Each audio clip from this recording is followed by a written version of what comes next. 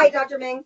I'd like to send a message to all of the protesters who are working with the new federal state of China and protesting in front of CCP embassies and consulates in Europe, now in England and in the United States. I want to tell you to keep going.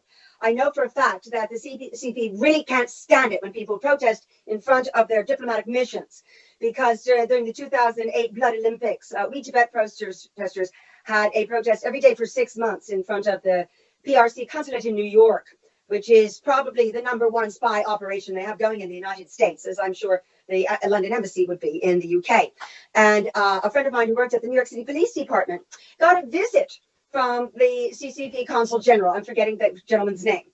And he went in and he screamed and he pounded the table and said, "You've got to stop these Tibet protesters. You've got to arrest them and take them away." And my friend, Mr. Brown, said, "I'm sorry, we can't do that in America. We have freedom of speech and they're protesting peacefully. No one's getting hurt. They just have signs and banners and that's our law." And the CCP agent went completely crazy and started screaming and shouting and he walked out. So keep it up. It's also very important to have an alternative government or alternative system available for the Chinese people rather than the Chinese Communist Party. Because for years, what the CCP has been telling us, and it's repeated by all their useful idiots in the West, that the Chinese people are not ready for democracy. They're not suited for democracy. They need a one-party totalitarian dictatorship because they're unruly and they're difficult. They need a strong hand to keep them in line and keep all that slave labor together for all of those Nikes and all those Adidas and all those products, which is very insulting to the Chinese people. And it's a lie and it's wrong. Look at Hong Kong. Look at Taiwan. Look how the Chinese people have thrived under rule of law and democracy.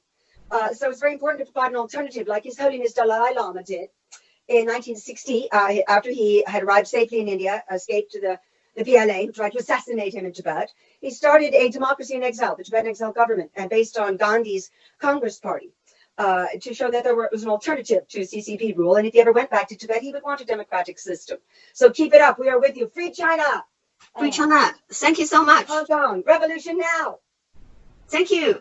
Thank you. Free China, free Hong Kong. Yes. Free China, free Hong Kong. Thank you so much. Thank you. Shay Shay.